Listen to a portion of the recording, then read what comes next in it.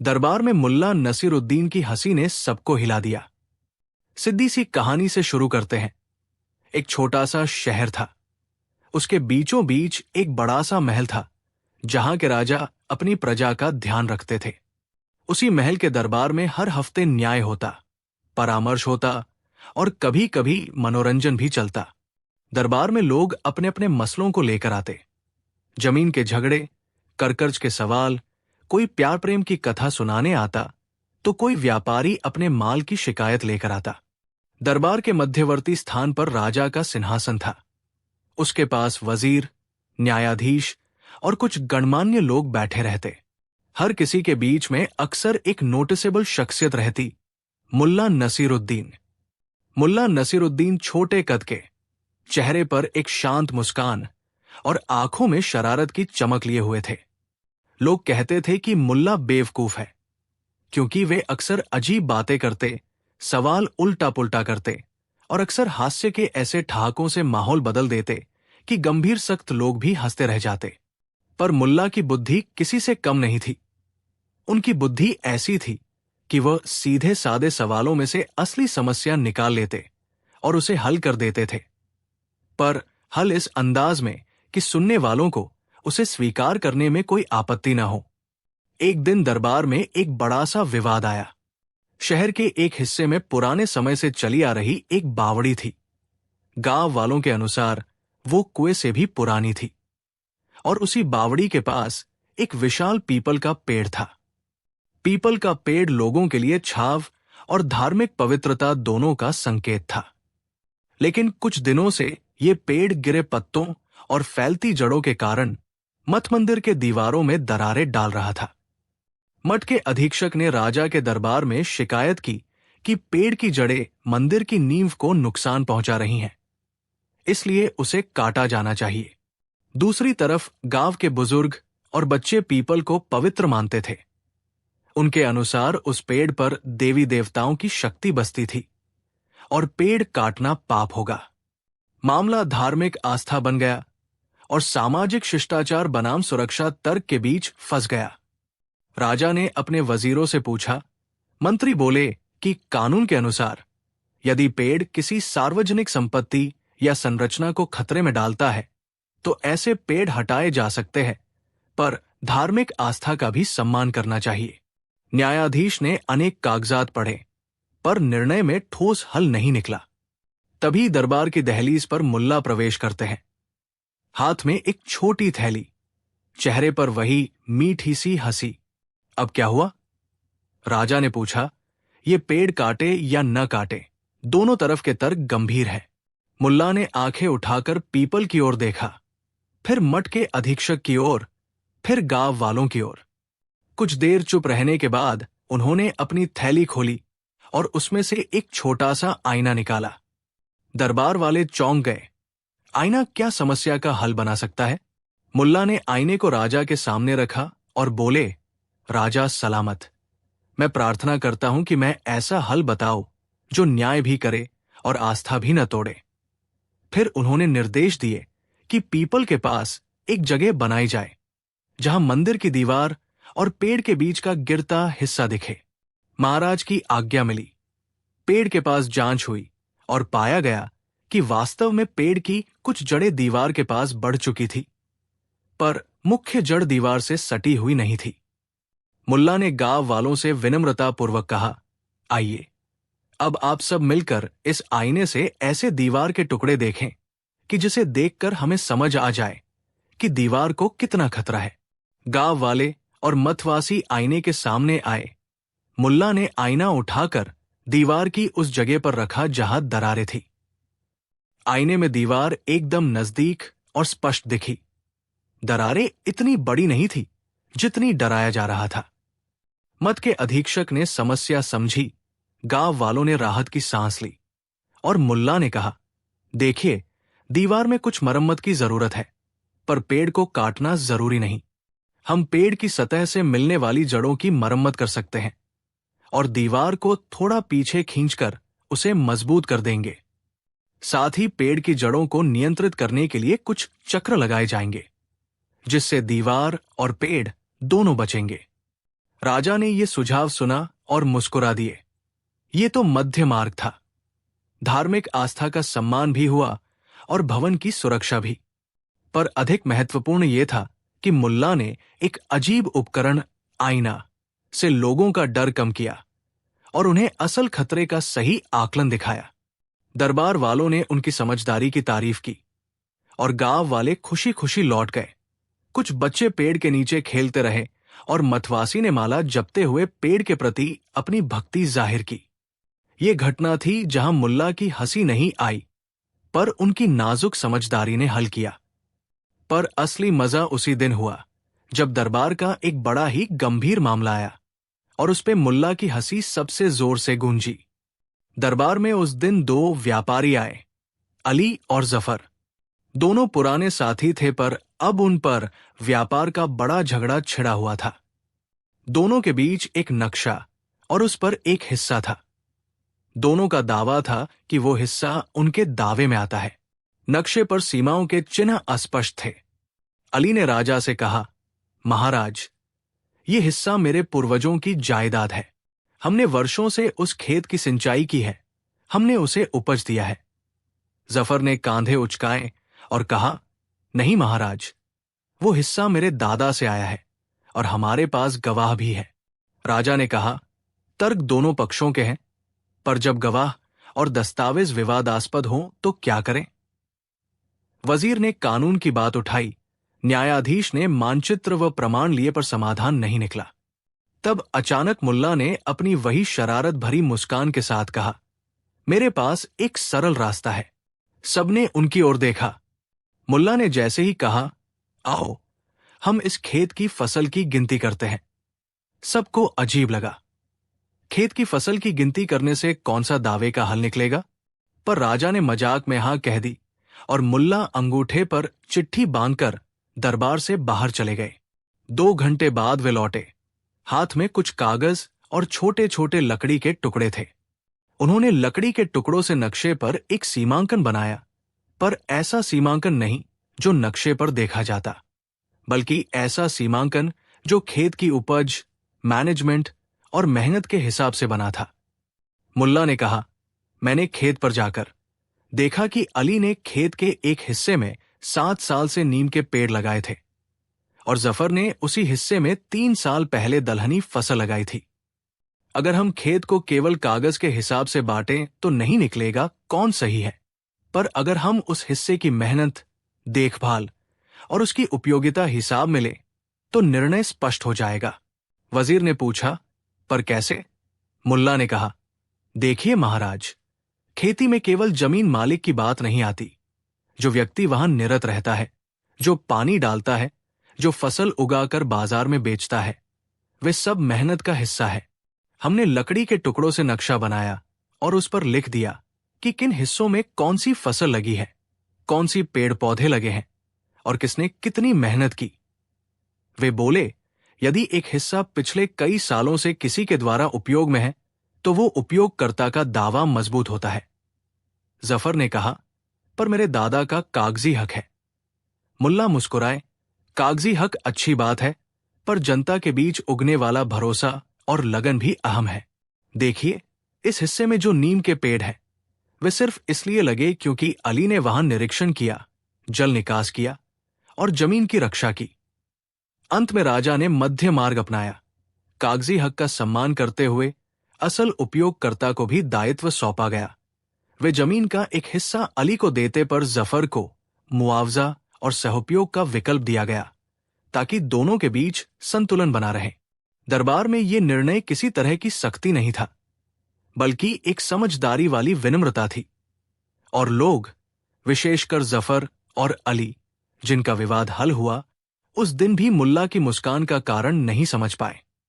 वे केवल ये जानते थे कि मुल्ला ने समस्या को मानव रूप में देखा, न कि केवल कागजों में। कुछ महीनों बाद गांव में एक उत्सव आया। 12वीं सदी के उस शहर की परंपरा के अनुसार हर साल हंसा मेला लगता था, जहां हास्यकार और गायन वाले आते थे। उस साल राजा ने दरबार में कहा कि मेला में मुल्ला को प्रधान अतिथि बनाया जाए, क्योंकि उनके उपाय सिर्फ शरारत नहीं, बल्कि बुद्धिमत्ता और न्यायप्रियता के थे। मेला में मुल्ला ने मंच पर जाकर कुछ कहानियां सुनाई, पर उनकी हंसी, वो मीठी सी खनक, अचानक बीच में फूट पड़ी और पूरा मेला हंसी के ठहाकों से गूंज उठा। एक बार उन्होंने जोक सुनाया, ऐसा जो कि उसकी हंसी दरबार में पेड़ पत्थर भी हिला दे। लोग हंसते हंसते लोटपोट हो गए। पर बीच बीच में उनकी कहानियों में ऐसा पदार्थ होता कि हंसी के पीछे गहरी सीख छिपी रहती। एक कहानी उन्होंने सुनाई जो एक साधारण किसान और उस किसान के बुल्ले के बारे में थी। किसान हर रात अपने बुल्ले को आटा देता, पर बुल्ले से कुछ दिनों में अनाज कम हो गया। किसान ने सोचा कि चोरी हो रही है। गांव में लोगों ने कहा कि ये निक्कर है, पर किसान ने निर्णय के लिए मुल्ला को बुलाया। मुल्ला ने कहा, हम बुल्ले को अदालत में लाए। सब ने कहा, बुल्ले क्या बोलेगा? मुल्ला ने जवाब दिया, बुल्ले बात नहीं करेगा, पर उसे देखकर हमें सच्चाई दिखेगी। अगले दिन वो किसान बुल्ले लेकर आया। मुल्ला ने बुल्ले के पंजे पर हल्का सा आटा लगा दिया और रात में गांव की कटिहारियों को बुलाया। सुबह उन्होंने देखा कि बुल्ले की टांग पर आटा था और खेत की ओर कुछ कदम थे। मुल्ला ने कहा, देखो, बुल्ले वही जाता है जहां खेत का किनारा खसता है और उन जगहों से अनाज गिर जाता है। बुल्ले चोर नहीं, पर हमारे आटे की रखवाली में एक कमी है। लोगों ने हंसकर कहा, पर मुल्ला ने हल कर दिया, हल्की सी मीनार और एक तगड़ा ढक, और किसान ने अपनी अनाज बचाया। कहानी में हंसी थी पर सिख भी। यही मुहावरा था मुल्ला का। वे हंसते तो थे, पर उनकी हंसी कभी किसी का मजाक नहीं उड़ाती। वो तो लोगों के भय और भ्रम को तोड़ देती थी। समय के साथ मुल्ला का नाम और प्रतिष्ठा दोनों बढ़े, पर यही प्रशंसा कुछ लोगों के मन में जलन भी भरती। दरबार में कुछ बड़े अधिकारी थे जो चाहते थे कि निर्णय सिर्फ उनके विचार से हो और किसी अजीब सी हंसी से लोकप्रियता न बढ़े। उन्होंने राजा से शिकायत करना शुरू कर दिया कि मुल्ला दरबार को खेल खेल में चला लेते हैं। वे आधिकारिक तौर पर प्रशिक्षित नहीं हैं। उन पर यकीन करना राज्य की गरिमा के अनुकूल नहीं। राजा को यह सब सुनना पड़ा, पर राजा ने मुल्ला से पूछा, क्या तुम चाहोगे कि तुम्हें सम्मानित कर दिया जाए? मुल्ला ने सिर झुकाकर कहा, महाराज, सम्मान की क्या जरूरत है? मेरा काम है लोगों की मदद करना और उन्हें हंसाना। अगर इससे राज्य की भलाई होती है तो यही मेरे लिए सम्मान है। राजा ने उनकी बात सुनी और कुछ कहा नहीं, पर कुछ अधिकारी जुबानी जंग में लगे रहे। एक दिन दरबार में एक अजीब और भावुक मामला आया। एक युवा लड़की, सपना, रोते रोते आई। उसका बेटा बीमार था और उसने कहा कि गांव के एक वैद्य ने दवा दी थी, पर बच्चे की हालत बिगड़ गई है। माता ने कहा कि वैद्य ने टाका दिया था और उससे बच्चे की हालत और खराब हो गई। वैद्य ने कहा कि उसने केवल सामान्य जड़ी बूटी दी थी और असली कारण बच्चे की बीमारी मां के खानपान और स्वच्छता में लापरवाही थी। दोनों के तर्क इतने भावनात्मक थे कि दरबार में माहौल गर्म हो गया। मुल्ला ने दोनों की आंखों में देखा।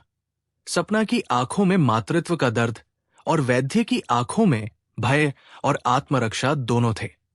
उन्होंने कहा, पहले बच्चे का हाल देखना जरूरी है। बच्चे को द्रुत चिकित्सा पहुंचाई गई और सौभाग्य से वे ठीक हो गए। फिर मुल्ला ने कहा, अब सुनो, इलाज के रास्ते और समझ का फर्क है। उन्होंने कहा कि यदि वैद्य ने किसी गलत दवा दी थी तो उसे सजा मिले, पर वे, मुल्ला, ये भी देखना चाहते थे कि गांव में स्वच्छता और चिकित्सा की समझ कितनी है। उन्होंने वैद्य से कहा कि यदि वो गांव में मुफ्त में स्वास्थ्य शिविर लगाए तो जनता की नजर में उनकी गलती कम हो सकती है, और अगर सपना और अन्य माता पिता भी स्वच्छता अपनाएंगे तो ऐसे केस फिर कम होंगे। वैद्य ने अपना सिर झुकाया और सहमति दे दी, और कुछ ही महीनों में गांव में स्वच्छता पर जागरूकता आई और ऐसे दुष्परिणाम घटे। यहां भी मुल्ला की हंसी नहीं आई, पर उनकी बात ने लोगों को जोड़ा। पर असली दिन वो था जब दरबार में एक बहुत बड़ा जंगली शेर पकड़कर लाया गया। वो पास के जंगल से गांवों में आकर बहुत परेशानी कर रहा था। शेर को पकड़कर राजा के सामने लाया गया और कहा गया कि उसे शीघ्र मार दिया जाए। क्योंकि वह राज्य के लिए खतरा था। लोगों का कहना था कि इसकी खाल और दांत की कीमत अच्छी मिलेगी और देश के सुरक्षा के लिए खतरा है। पर मुल्ला ने देखा कि शेर के आंखों में डर था, न कि कभी बार बार आक्रामकता की आदत। उन्होंने कहा, हमें पहले उसकी स्थिति देखनी चाहिए। राजा और मंत्री चौंके, लेकिन मुल्ला पुकारे गए और जंगल के रक्षक को कहा कि शेर को विशेषज्ञों से जांच कराई जाए। जांच में पता चला कि शेर घायल था और भूखा था। वो घर की ओर नहीं आ रहा था कि वो शेर का स्वभाव हो, बल्कि क्योंकि जंगल में शिकार कम था। मुल्ला ने कहा, हमें जंगल और गांव के बीच संतुलन बनाना होगा। शेर को मार देने से ये संतुलन बिगड़ेगा। हम उसे जंगल के दूर भाग में छोड़ दें और वही भोजन एवं देखभाल की व्यवस्था कर दें। कुछ ने विरोध किया, लाभ अब नहीं मिलेगा। पर राजा ने मुल्ला की बात मानी और शेर को उपचार के बाद वापस जंगल में छोड़ा गया। कुछ महीनों बाद वही जंगल फिर से सुरक्षित हुआ। मुल्ला की हंसी उस दिन दरबार से गुजरी। लोगों को आश्चर्य हुआ कि हंसी कैसे इतनी गंभीर मुद्दों में भी हल सुझा सकती है। समय बदलता गया और मुल्ला की कहानियां और उपाय बड़ी बड़ी समस्याओं के लिए एक विकल्प बन गए। पर जैसा अक्सर होता है, लोकप्रियता के साथ विरोध भी बढ़ता है। एक दिन कुछ दरबारियों ने साजिश रची। उन्होंने गांव के कुछ लोगों को उकसाया कि मुल्ला सचमुच बुद्धिमान नहीं है और वे अपने अजीब हरकतों से लोगों को भ्रमित करते हैं। इस साजिश के तहत किसी ने मुल्ला के नाम पर कुछ अपमानजनक कथाएं फैलाई। कहा गया कि मुल्ला ने किसी बड़े व्यापारी का नुकसान किया और उन पर झूठे आरोप लगाए। सुनकर मुल्ला चुप रहे, पर उनका जो विज्ञान और इंसाफ का तरीका था, वो चुप नहीं रह सकता था। उन्होंने कहा, अगर लोग मुझ पर यकीन नहीं करते तो मैं उन्हें कोई चुनौती देता हूं। राजा और दरबारियों ने पूछा, क्या चुनौती? मुल्ला ने कहा, एक खेल होगा जहां हंसी और सत्य दोनों परखेंगे। सबने ये माना कि ये साधारण खेल नहीं, बल्कि सत्य की परीक्षा होगा। खेल ऐसा था, दरबार के बीचों बीच एक बड़ा गहरा कुआं है, जिसमें कई तरह के लकड़ी के डंडे बंधे हुए थे। पर इस कहानी में कुआं असली कुआं नहीं था, बल्कि एक प्रतीक था। मुल्ला ने कहा कि जो भी व्यक्ति आवाज दे और कुएं में सबसे सच निकले, वो व्यक्ति सबके सामने सत्य का ठहराव कर देगा। कुछ लोग हंसे, पर राजा ने कहा कि ये हमारा निर्णय होगा कि क्या सच को स्वीकारना है। खेल शुरू हुआ। हर कोई अपने अपने अंदाज में सच बोलने लगा, पर कोई भी ऐसा सच नहीं बोल पाया कि जनता उसे सत्य स्वीकार करे। अंत में मुल्ला ने एक छोटी सी कहानी सुनाई, एक साधारण सी घटना। एक बार एक आदमी ने एक सेब खाया और उसे मीठा लगा। लोग हंसे और कहा, यह तो बेतुका है। मुल्ला ने मुस्कुराकर कहा, क्या आपने कभी जांचा कि मीठा किसे पसंद है और किसे नहीं? सच्चाई कभी विस्तृत नहीं होती, वो जरूर छोटी होती है, पर उसकी गूंज बड़ी होती है। तभी एक बुजुर्ग ने उठकर कहा, मुल्ला सही है। उनका तरीका सख्त सत्य को कोमलता से सामने लाता है। भीड़ में कुछ लोग रो पड़े और जो लोग पहले मुल्ला के विरोध में थे, उनकी जुबानें फिसलने लगी। धीरे धीरे साजिश अनरैवल होने लगी। बहस में सामने आया कि जिन आरोपों की नब्ज मापी जा रही थी, वे झूठे थे।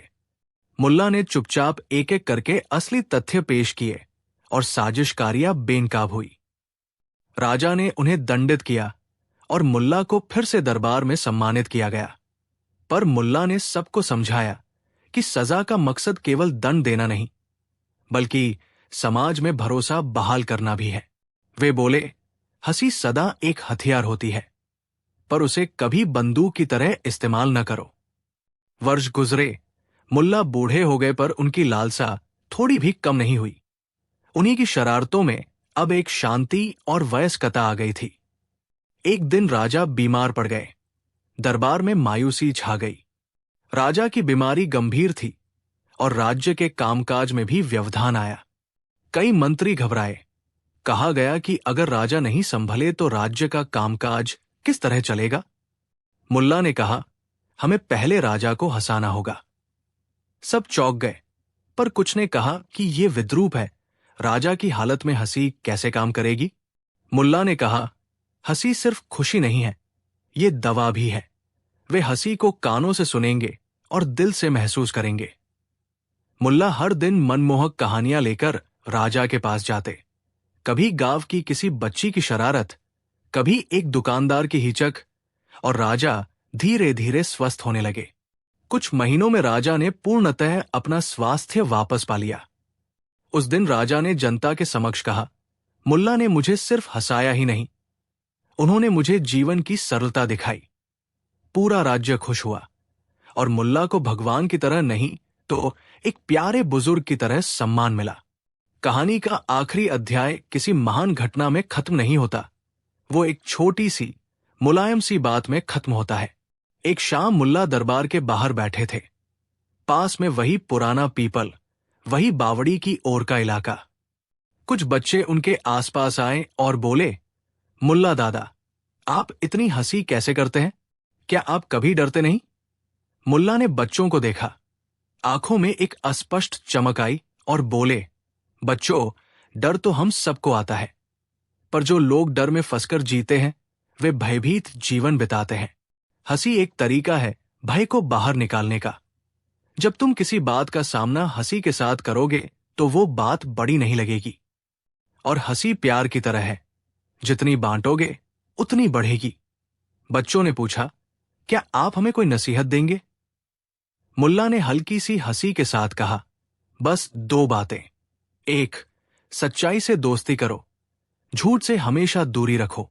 2, और सबसे जरूरी, हमेशा दूसरे के जूते पहनकर चलो, तब तुम्हें उनके दर्द और खुशी दोनों का एहसास होगा। बच्चों ने सिर हिलाया और मुल्ला ने अपनी पुरानी थैली निकाली। उस दिन उन्होंने सबको छोटे छोटे रबड़ी के गोल खोले बांटे। बच्चे खुशी से चिल्लाए और मुल्ला की हंसी फिर दरबार में गूंजी। पर यह हंसी अब किसी विरोधी का सारा नहीं थी, बल्कि वो एक जीवन का मंत्र बन चुकी थी। कई साल बाद जब मुल्ला बहुत बूढ़ा हो गया और एक रात चुपचाप गांव के उस पुराने पीपल के नीचे सो गया, लोग कहने लगे कि मुल्ला कहीं चले गए, पर असल में मुल्ला की जगह गांव में थी। बच्चों के खेलों में उनकी कहानियां, दरबार की लैंसों में उनकी न्यायप्रियता और राजा के दिल में उनकी सादगी। पर लोगों को आज भी याद है, जब दरबार के किसी भी गंभीर मुद्दे पर झगड़ा होता, वे कहते, चलो मुल्ला नसीरुद्दीन को याद करते हैं। और बस इतना कहने से माहौल हल्का हो जाता। उन दिनों की एक बात हर कोई मानता है, मुल्ला की हंसी सिर्फ मजाक की आवाज नहीं थी, वो एक ऐसी शक्ति थी जो भारी से भारी दिलों को हल्का कर देती थी। और शायद यही वजह थी कि जब भी कोई कठिनाई आती, लोग एक दूसरे की ओर मुस्कुराकर देखते और कह देते, मुल्ला की हंसी किधर है? और फिर खुद ही हंस पड़ते। कहानी का भौतिक अंत यही है, पर सीख बाकी है। बुद्धि, दया और हंसी, ये तीनों मिलकर समाज को सही दिशा देती है। मुल्ला नसीरुद्दीन ने सिखाया कि हास्य केवल हास्य नहीं, वो एक मार्ग है जो सत्य और न्याय के बीच पुल बनाता है। और अगर किसी दिन तुम्हारे जीवन में दरबार जैसा कोई स्थान आए, जहां लोग केवल अपने अपने हिस्से की लड़ाई लड़ रहे हों, तो भूलना मत, कभी कभी एक हल्की सी हंसी, एक विनम्र सवाल और थोड़ी सी मानवता सभी बड़े से बड़े विवाद को भी सुलझा सकती है। ये कहानी सादी लग रही होगी, पर सादगी में ही उसकी ताकत थी। और वैसे भी हर बड़े उपदेश की शुरुआत एक छोटी सी हंसी से ही होती है। एक बड़ा राज्य था जिसके लिए लोग दूर दूर से आते थे। राज्य का शहंशाह ज्ञानी और न्यायप्रिय माना जाता था, पर उसका रंग थोड़ा गंभीर था। दरबार में हर कोई शांत और गंभीर रहता, सलाहकार, वजीर, कप्तान, व्यापारी और भूले बिसरे किसान तक। जहां न्याय होना चाहिए था, लोग अक्सर डर के साथ आते थे, हंसी वहां कम ही सुनाई देती। शहंशाह चाहते थे कि लोग नियमों को गंभीरता से लें, इसलिए उन्होंने दरबार में नीतियां कड़ी रखी। पर समय के साथ दरबार का माहौल इतना औपचारिक हो गया कि छोटे छोटे मनुष्यों की पीड़ा तक गंभीर कागजों के नीचे दब जाती। उसी नगर में मुल्ला नसीरुद्दीन रहते थे। छोटे कद के, बड़ी मुस्कान और आंखों में शरारत की चमक। लोग उन्हें अजीब समझते थे। वे अचानक ऐसा सवाल उठा देते कि गंभीर लोग भी झेम जाते। पर मुल्ला की आदत थी कि वे झूठे पौरुष का मुकाबला हंसी और समझदारी से करते। उन्हें न्याय पसंद था, पर उसी के साथ दया भी। इसलिए जब भी कोई दरबार में अटपटा मामला आता, राजा के चेहरे पर मुस्कुराहट न हो तो मुल्ला वार में उतर आते। एक दिन दरबार में एक बड़ा मामला आया। ऐसा मामला कि दरबार की शांतियां टूटने वाली थी। दो भाई रामू और कमल राजा के सामने आए। वे दोनों ही गरीब जमींदार थे और उनके बीच जमीन का बड़ा विवाद चल रहा था। दोनों के दावे इतने जज्बाती थे कि सुनने वाले भी रुदन से भर आए। रामू का कहना था कि वो वर्षों से उस जमीन पर किराए से खेती कर रहा था। उसने वहां पेड़ लगाए थे, नालियां बनाई थी और कई सालों से उसी मिट्टी से अपनी रोटी निकाली। कमल का दावा था कि वह जमीन का कानूनी मालिक है। उसके पास दस्तावेज हैं जो उसके पूर्वजों से जुड़ी हुई जमीन को सिद्ध करते हैं। वक्कार वजीर ने कागज निकाले, कानून पढ़ा और कहा कि जिस तरह दस्तावेज हैं उसी आधार पर फैसला होता है। पर मुल्ला ने पास जाकर कहा, महाराज, कागजी हक महत्वपूर्ण है, पर जमीन के साथ जुड़ी मेहनत और लोगों की जरूरतें भी मायने रखती हैं। शहंशाह ने मुड़कर देखा। उनके चेहरे पर गंभीरता थी। उन्होंने कहा, मुल्ला, तुम भी क्या कानून सिखाओगे? मुल्ला ने सिर झुकाकर कहा, नहीं महाराज, पर कभी कभी हंसने से भी दिमाग खुल जाता है। शहंशाह ने आह भरकर कहा, ठीक है, बताओ तो कैसे? मुल्ला ने मुस्कुराते हुए कहा, मैं एक साधारण तरीका सुझाता हूं।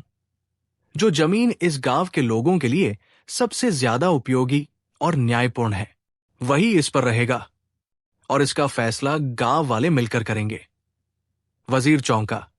राजा ने भौहें चढ़ाई, पर लोगों की भीड़ और दोनों भाइयों की आंखों में उम्मीद देखकर उन्होंने कहा, ठीक है, मुल्ला का कहा कराओ।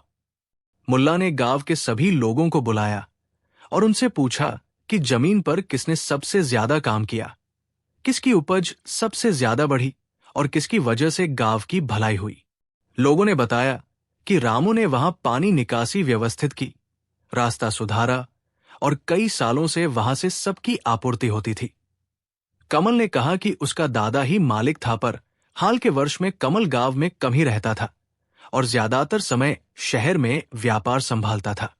भीड़ में कुछ वृद्धों ने कहा कि जमीन का उपयोग समुदाय के लिए जो फायदा दे वह भी मायने रखता है।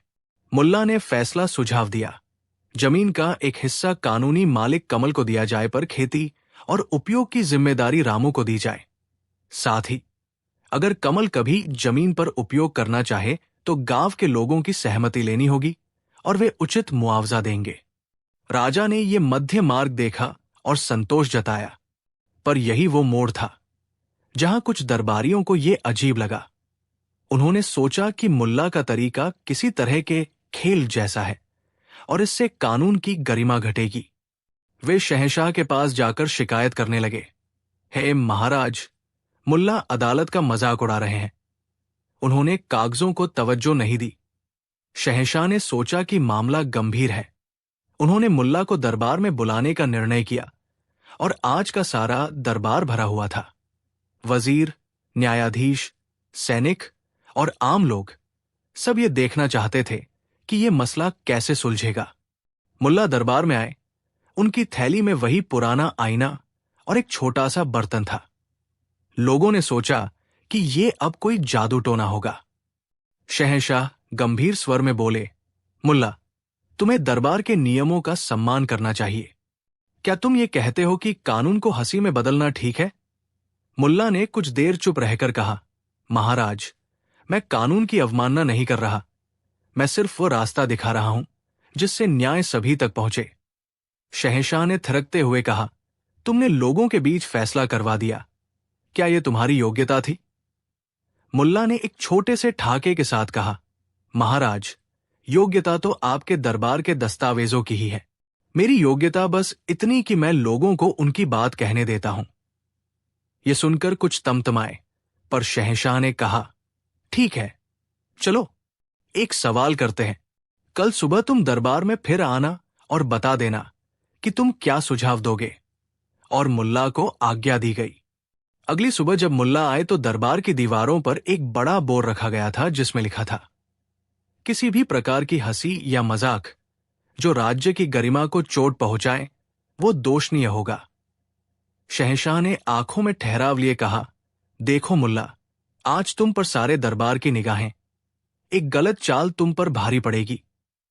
मुल्ला ने विनम्रता से सिर झुकाया और कहा, महाराज, मैं किसी का अपमान नहीं करूंगा, पर सच्चाई का चेहरा कभी कभी हंसी से ही खुलता है। राजा ने कहा, ठीक है, पर याद रखना, यदि तुम अपमान करोगे तो सजा हो सकती है। मुल्ला ने मुस्कुराकर कहा, महाराज, सजा की बात जरूर बताइए, पर याद रखिए, सजा का मकसद सीख देना भी है। दरबार में किसी को भरोसा नहीं था कि मुल्ला कैसे बाधा पार करेंगे। फिर मुल्ला ने दरबार की औरतों और पुरुषों की ओर देखा और कहा, आज मैं एक खेल करूंगा, पर यह खेल मजाक नहीं, ये सच्चाई दिखाएगा। सभी ने उत्सुकता से देखा। मुल्ला ने एक खाली कटोरा उठाया और उसमें थोड़ी सी मिट्टी डाली। फिर राजा के समक्ष रखते हुए बोले, महाराज, अब हम इस मिट्टी से पूछेंगे कि न्याय क्या है। शहंशाह ने हंसकर कहा, मुल्ला, मिट्टी क्या जवाब देगी? मुल्ला ने आंखों में चमक के साथ कहा, मिट्टी बताएगी कि किसका हक कहा है, पर पहले हमें सुनना होगा। मुल्ला ने सुपाच्य तरीके से मांग किया कि रामू और कमल दोनों अपने अपने काम की सूची बताएं। किन पेड़ों को लगाया, कितने कुएं खोदे, कितनी बार गांव वालों ने पानी पिया, किसने कितनी बार फसलें बदली। दोनों भाइयों ने शोर मचाया और अपने अपने दावे दोहराए। मुल्ला ने कहा, ठीक है, अब दोनों भाइयों को वो मिट्टी छूनी होगी और बताना होगा कि वो मिट्टी किसकी मेहनत से खुश है। दोनों ने इस बात को अजीब माना, पर शहंशाह ने कहा कि जो आदेश दे वही कानून है, इसलिए दोनों मिट्टी में हाथ डाले। रामू ने कहा, यह मिट्टी नरम लगती है, जैसे मेरे हाथों ने इसे बहते पानी से सींचा। कमल ने कहा, यह मिट्टी सख्त है और उसमें मेरे दादा की छाप है। मुल्ला ने मिट्टी को उचकाया और उसमें से एक छोटा सा पौधा निकाला। वो वही पौधा था जो रामू ने सालों पहले लगाया था। उसके पत्तों पर जल की बूंदें चिकनी दिखी। मुल्ला ने कहा, महाराज, ये मिट्टी उस हाथ के साथ जुड़ी है जो उसे रोज सींचता था। ये बात सुनकर दरबार में सन्नाटा छा गया। शहंशाह ने ध्यान से देखा। वजीर के चेहरे पर भी अब कुछ नरमी आ गई थी। मुल्ला ने आगे कहा, कागजी हक की कद्र होगी, पर जमीन की देखभाल की कद्र भी होगी। वही मध्य मार्ग अपनाया गया। कानूनी दस्तावेज का सम्मान और वास्तव में मेहनत करने वाले के लिए उनका फलाफूल प्राप्त हुआ। पर कहानी अभी भी नहीं खत्म हुई। दरबार के कुछ बड़ा अफसरों ने सोचा कि मुल्ला की इस चाल से उनके वजीरों की गरिमा ठेस पहुंची है। उन्होंने मिलकर एक योजना बनाई कि मुल्ला का मजाक बनाया जाए ताकि लोग उनका वजीरों के सामने सम्मान न करें। उन्होंने दरबार में एक कुटिल चुनौती रखी, मुल्ला को एक ऐसा प्रश्न देना जिसके उत्तर पर वो हंस पड़े, और अगर वो हंस नहीं पाया तो उसे बहिष्कार कर दिया जाएगा। शहंशाह ने ये चुनौती देखी और कहा, ऐसा कोई प्रश्न कौन देगा? वजीरों ने कहा, और राजा ने हंसी मजाक में अनुमति दे दी। पर उन्होंने सोचा कि ये सब ठीक कर दिया जाएगा। दरबार की ओर से एक बड़ा सा मंच बना और जनता से कहा गया कि जो भी सबसे कठिन प्रश्न पूछेगा वो राजा का मित्र माना जाएगा। कई बुद्धिजीवियों और विद्वानों ने कठिन तर्क दिए, पर मुल्ला ने एक एक कर सबका उत्तर ठाके के साथ दिया। विद्वानों के अनगिनत उदाहरणों के सामने भी मुल्ला की बुद्धि काम आती रही। पर रात की उस घड़ी में एक बड़ा मकसद था, एक ऐसे प्रश्न की योजना जो शहंशाह को भी हंसा दे और मुल्ला को अपमानित कर दे। योजना ये थी कि एक नकली तर्क पेश किया जाएगा जो इतना हास्यपूर्ण होगा कि मुल्ला झेल न पाए। उसी समय शहंशाह की गरिमा मिट्टी में गिर जाए। मंच पर एक शायर निकला और उसने घोषणा की, जो आदमी बता सके कि सच्चाई और झूठ में असली फर्क क्या है, उसे हमारी नजर में महान कहा जाएगा। पर बात यह है कि सच्चाई को झूठ से अलग कैसे करती है? ये प्रश्न सुनकर दरबार में बहस छिड़ गई, पर शहंशाह ने सोचा कि ये तो तर्क वितर्क का मामला है। मोहल्ले के विद्वानों ने कठिन से कठिन वैज्ञानिक और दार्शनिक उदाहरण दिए, पर मुल्ला ने चुपचाप सुना और मुस्कुराया। फिर उसने एक छोटा सा हृदयस्पर्शी और साधारण सा जवाब दिया, ऐसा उत्तर जो किसी भी शास्त्र ग्रंथ में नहीं मिलेगा, पर जनता की चेतना के काफी करीब था। मुल्ला ने कहा, सच्चाई और झूठ में अंतर तो इस बात में है कि सच्चाई किसी की भूख मिटा सकती है और झूठ भूख बढ़ाता है। सच्चाई वह है जो किसी की आंखों में भरोसा भर दे, झूठ वो जो आंखों में शक डाल दे। अगर किसी को तुमने बताया कि उसके खेत में पानी है पर वहां पानी नहीं है, तो तुमने झूठ बोला। पर यदि तुमने उसे बताया कि पानी नहीं है और तुमने मिलकर कुएं की मरम्मत की, यह सच्चाई का काम है। सच्चाई समय के साथ पक्का होती है, झूठ धुंधला। शहंशाह के चेहरे पर अब एक हल्की मुस्कान आई, पर लोग सोचे कि यह तो बहुत आसान जवाब है, इसका क्या मतलब? मुल्ला ने नम्रता से आगे कहा, और आखिर सच्चाई तुम्हें अकेला छोड़ सकती है पर मजबूत बनाती है। झूठ तुम्हें साथ तो दे सकता है, पर वो साथ फर्श पर धूल की तरह उड़ जाता है। ये जवाब सुनकर दरबार में गूंज सी उठी, पर विनाशक योजना वैसे ही आगे बढ़ी। उस शायर ने अगला प्रश्न पूछा, पर वो प्रश्न इतना उलझा हुआ और नाटकीय था कि सुनने सुनाने वाले हंसी रोक न पाए। पर शहंशाह की प्रतिक्रिया ने सबको चौंका दिया। शहंशाह ने एक गहरी हंसी में ऐसे जोर से ठहाका लगाया कि उसकी गूंज महल की दीवारों तक पहुंची। शहंशाह की हंसी इतनी सजीव और सच्ची थी कि दरबार में मौजूद सभी लोग अनायास हंसने लगे। वे हंसी राजा की ही थी, किसी का मजाक उड़ाने की नहीं। ये वही पल था जिसे वजीरों ने सोचा था कि मुल्ला आज मजाक का शिकार बनेगा, पर उल्टा हुआ। राजा की हंसी ने दरबार का सारा भार हल्का कर दिया। मुल्ला ने अपनी आंखों में वही शरारत वाली झलक रखकर कहा, महाराज की हंसी ही सच्चाई है। जब कोई शासन इतना दृढ़ होता है कि वो अपनी ही सत्ता पर हंस सकता है, तब वही सबसे बड़ा न्याय देता है। इस बात पर शहंशाह ने कहा, मैंने आज तक हंसी को कभी इतना शक्तिशाली नहीं माना। राजा के मुख से निकली हुई हंसी ने वे सारे दरबारियों के चेहरे पर बदलाव ला दिया। जो लोग पहले मुल्ला के विरुद्ध थे, वे शर्मिंदा हुए। जो जनता थी, वे राहत की सांस ली। और सबसे बढ़कर राजा ने समझा कि शासन और मजबूती का असली माप ये नहीं कि लोग उससे डरें, बल्कि ये कि लोग उससे प्रेम और सम्मान दोनों रखें। उस दिन मुल्ला नसीरुद्दीन ने सिर्फ एक मजाक नहीं किया, उन्होंने पूरे दरबार को सिखा दिया कि हास्य कैसे दिलों की दीवारें गिराकर सच्चाई तक पहुंचा देता है। शहंशाह के हंसते हुए चेहरे ने लोगों के मन में यह संदेश दे दिया कि न्याय में आनंद भी होना चाहिए, कड़ाई से अधिक दया और समझ भी जरूरी है। बाद में कई दिनों तक लोग उस घटना की चर्चा करते रहे कि कैसे एक छोटी हंसी ने बड़े से बड़े दरबार की गंभीरता में इंसानियत घोल दी। कहानी के बाद के दिन भी मुल्ला की कहानियां और चालाकी जारी रही, पर अब दरबार का माहौल बदला हुआ था। अधिकारी अब कठोरता में नजर रखते, पर उन्होंने ये भी सीखा कि हंसी और सहानुभूति न्याय को और मानवीय बनाते हैं। रामू और कमल दोनों ने मिलकर जमीन की देखभाल की और गांव में संतुलन बना रहा। शहंशाह ने मुल्ला को एक छोटा सा सम्मान दिया, ना कि सोने चांदी का तख्त, बल्कि एक पुस्तक जिसमें उसने राज्य के नियमों के साथ साथ लोगों की समस्याओं का हल लिखने के लिए कहा। मुल्ला ने पुस्तक ली और हंसकर कहा, महाराज, अब आप भी इसमें अपने विचार लिख दीजिए, ताकि भविष्य के शहंशाह समझे कि सख्ती ही सब नहीं है। कई साल गुजरे, मुल्ला बूढ़े हो गए, पर उनकी कहानियां गांव-गांव में गूंजती रही। बच्चे उन्हें सुनते और फिर बड़े होकर वही बातें दोहराते कि हंसी से सच को कैसे सामने लाया जाता है, कि दया कैसे बड़ा कानून है और कि न्याय में इंसानियत सबसे ऊपर होनी चाहिए। शहंशाह की याद भी लोगों के दिलों में रही। वे बताते कि कैसे एक दिन उनकी हंसी ने दरबार की सच्चाई बदल दी। मुल्ला जब भी परेशान होते किसी को देखकर कहते, याद रखो, एक हल्की हंसी कभी कभी सबसे गहरी दवा होती है। कहानी का सार बहुत सीधी बात में है। हंसी केवल मनोरंजन नहीं, वो समझदारी और मानवता का जरिया है।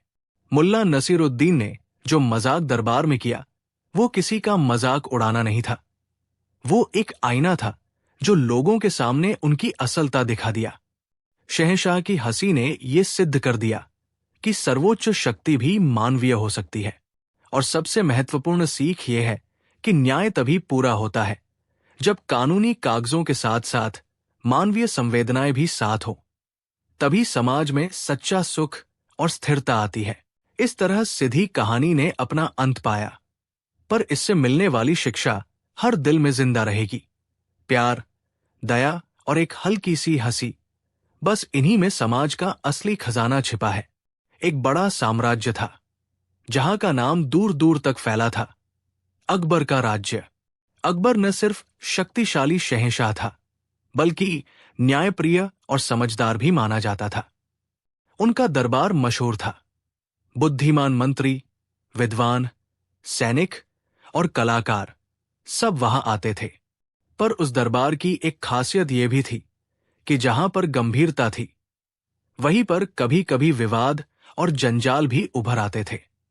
लोग अकबर के दरबार में अपने अपने मत लेकर आते, कुछ सलाह चाहते, कुछ न्याय और कुछ केवल राजा की प्रशंसा पाने के लिए आते। उसी नगर के एक कोने में मुल्ला नसीरुद्दीन रहते थे। छोटी मोटी दाढ़ी, आंखों में शरारत और एक ऐसी बुद्धि कि लोग उसे पहले हल्का समझते और बाद में पाते कि वही हल्का फुल्का दिखने वाला आदमी असल में सबसे गंभीर बात बहुत सरल तरीके से समझा देता है। मुल्ला की किस्सागोई और चुटकीले उत्तरों की चर्चा दूर दूर तक थी। एक दिन खबर आई कि अकबर के दरबार में मुल्ला को बुलाया गया है। लोग उत्साह में थे। कईयों को आशंका थी कि क्या मुल्ला शहंशाह के समक्ष भी वही हंसी ठिठोली कर पाएंगे। कुछ लोगों ने सोचा कि दरबार का माहौल बहुत गंभीर है, यहां शरारत की गुंजाइश कम ही है। वो सुबह सुनहरी थी, महल की गुंबदों पर सूरज की किरणें पड़ रही थी और दरबार के सामने लोग इकट्ठा थे। अकबर ने सिंहासन पर बैठकर दरबार की गूंज सुनने के लिए आंखें खोली। वजीर, न्यायाधीश और कई गणमान्य उपस्थित थे। तभी दरबार के दरवाजे पर एक हल्का कदम आया।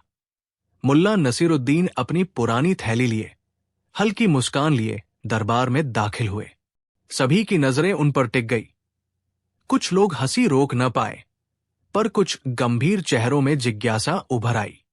अकबर ने अपना परिचय देते हुए पूछा, मुल्ला, सुना है तुम अक्सर अजीबोगरीब जवाब देते हो, पर वे जवाब गहरे अर्थ रखते हैं। आज तुम किस वजह से आए हो? मुल्ला ने विनम्रता से सिर झुकाया और कहा, महाराज, मैं कुछ सीखने और कुछ बतलाने आया हूं। दरबार में कुछ ऐसे प्रश्न हैं जिनका हल हंसी में ही छिपा रहता है। अकबर ने मुस्कुराते हुए कहा, ठीक है, पर याद रहे, यहां सच्चाई और न्याय के साथ खिलवाड़ बर्दाश्त नहीं होगा। दरबार में आज एक गंभीर मामला था। दो बड़े व्यापारी, हुसैन और शायरिन, दोनों ही समृद्ध और प्रतिष्ठित थे। वे दोनों एक ही यार्ड में मिले हुए एक अनार के बगीचे को लेकर झगड़ रहे थे। मामला इतना बढ़ गया था कि दोनों ने अपनी अपनी दलीलें लेकर राजा के समक्ष आना तय कर लिया। हुसैन का कहना था कि पुराना समझौता उसके पिता ने किया था और इसलिए पूरा बगीचा उसका अधिकार है। शायरिन ने कागज पेश किया जिसमें लिखा था कि बगीचा लंबे समय से उसके परिवार के नाम पर दर्ज था। दोनों के कागज और गवाह देखकर भी अदालत भ्रम में थी। हर कागज, हर गवाह में कुछ न कुछ कमज़्यादा था। वजीर और न्यायाधीश विचार विमर्श कर रहे थे, पर उनका फैसले पर पहुंचना कठिन था। अकबर ने कहा, हमारी अदालत में जो सत्य है वही निर्णय होगा, पर इस बार कुछ नया किया जाए। मुल्ला, तुम इस मामले में क्या कहते हो? फौरन चारों ओर सुना गया। मुल्ला, लोगों की आंखों में आश्चर्य और उम्मीद दोनों चमक उठे। मुल्ला ने एक पल सोचा और धीरे धीरे कहा, महाराज, मैं एक छोटा सा प्रयोग करना चाहूंगा। अकबर ने संकेत दिया। मुल्ला ने बाहर से कुछ बच्चों को बुलवाया और उनसे कहा कि वे अंकुर लेकर आए, कुछ जो अनार के बगीचे से आए फल और कुछ नहीं। बच्चे लौट आए और छोटे छोटे अनार के टुकड़े लेकर आए। मुल्ला ने उन टुकड़ों को दरबार की मेज पर रखा और दोनों व्यापारियों से कहा, अब आप दोनों इन अनारों में से किसी एक को उठाकर उसे खाएं और बताएं उसका स्वाद कैसा है। व्यापारी संतप्त थे। उन्होंने सोचा कि ये मजाक है, पर शहंशाह के आदेश पर उन्होंने एक एक अनार चलकर खाया। हुसैन ने कहा, यह मीठा है, मेरी फसल ही मीठी रही है। शायरिन ने कहा, नहीं, ये खट्टा है, ये हमारी किस्म है। सबको आश्चर्य हुआ, पर मुल्ला मुस्कराते हुए बोले, अब हम यही करेंगे। हम एक एक अनार की त्वचा देखेंगे, उसके बीज गिनेंगे और ये जानने की कोशिश करेंगे कि किसने इनका ध्यान कितना रखा। वे सबने देखा, एक के बीज बड़े स्मूथ और रसदार थे, दूसरे के थोड़े सूखे लगे। मुल्ला ने कहा, जो अनार ज्यादा रसदार हुए हैं वे उसी माटी और उसी देखभाल के कारण हैं जहां पानी, सींचने और मेहनत लगा। कागज पर लिखे नाम से स्वाद नहीं बनता। अकबर ने ध्यान से सुना और संतोष हुआ। मध्य मार्ग सुझाया गया। दस्तावेज के अधिकार का सम्मान भी, और जो जमीन का ध्यान रखता है उसकी मेहनत का भी मोल। विवाद सुलझ गया, पर यही वो मोड़ था जहां कुछ दरबारियों ने सोचा कि मुल्ला का तरीका कानून की गरिमा को ठेस पहुंचाता है। दरबार में उन दरबारियों में कुछ मुखर थे। वे अकबर के निकटस्थ भी थे। उन्हें लग रहा था कि मुल्ला कुछ ज्यादा ही लोकप्रिय हो रहे हैं। उन्होंने मिलकर एक योजना बनाई। मुल्ला को पहली बार दरबार में उलझा कर रखा जाएगा। एक ऐसा प्रश्न पेश किया जाएगा जिसका जवाब देने पर मुल्ला का मजाक उड़ जाए और उसकी साख गिर जाए। नियत कुछ कटु थी, पर वे सोचते थे कि यह जरूरी है। राजा के समक्ष सब कुछ गंभीर होना चाहिए और कोई हास्य का बहाना नहीं होना चाहिए। उस योजना के साथ ही उन्होंने अकबर से बात की और कहा कि दरबार में एक सार्वजनिक परीक्षण रखा जाए जहां मुल्ला से सवाल पूछे जाएंगे। अकबर ने यह सब सुना, पर अकबर बुद्धिमान थे। उन्होंने मुस्कुराकर कहा, यह अच्छा है। अगर सवाल सच्चा हो तो मुल्ला शर्मा जाएगा, पर अगर नहीं तो सच्चाई का ही भला होगा। तय हुआ कि अगले रोज एक सभा रखी जाएगी जहां मुल्ला को सबके बीच किसी एक कठिन प्रश्न का सामना करना होगा। खबर फैलते ही लोगों में उत्सुकता की हलचल बढ़ी। दूसरे दिन पूरा दरबार और बाहर की भीड़ जमा थी। शहंशाह ने घोषणा की, जो कोई भी मुल्ला के जवाब से संतुष्ट नहीं होगा वो सवाल उठाकर सत्य सामने लाए। वजीरों ने आंखें चमकाई। मुल्ला फिर आया। इस बार चेहरे पर और अधिक शांति और आंखों में वो वही चमक। लोगों ने सोचा कि वही पुराना मजाकिया व्यक्ति फिर से कुछ नए करतब दिखाएगा। सबसे पहले बड़े बड़े विद्वानों ने कठोर से कठोर तर्क किए, पर मुल्ला ने हर तर्क को सरलता से निहार कर उसे समझा दिया। पर वो जो वजीरों ने सोचा था, उनका मुख्य हथियार अभी भी बाकी था। एक बड़ा प्रश्न था जिसे उसने चुनकर रखा था। वजीरों ने उकसाया हुआ एक युवा कवि को मंच पर बुलाया। उसने बड़ी नाटकीयता के साथ पूछा, मुल्ला, बताओ सत्य क्या है? और अगर किसी को सत्य और झूठ का चुनाव करना पड़ जाए तो वो किसे चुने? और अगर सोचा जाए कि हंसी और गंभीरता में से कौन बेहतर है, तब क्या करोगे? ये सवाल सुनते ही पूरा दरबार खामोश हो गया। ये प्रश्न शायद बोतल भर की जटिलता लिए था। अगर मुल्ला ने हंसी में टाल दिया तो उसे उपहास का शिकार माना जाएगा। अगर उसने गंभीरता अपनाई तो लोग कहेंगे कि वो अपनी प्रकृति बदलने लगा है। मुल्ला ने थोड़ी देर के लिए आंखें बंद कर ली, पर यह केवल वक्त पाने का बहाना था। असल में वे सोच रहे थे कि किस तरह का उत्तर सबको चौंका दे। फिर उन्होंने धीमे स्वर में कहा, महाराज, मैं एक सीधी बात कहूंगा।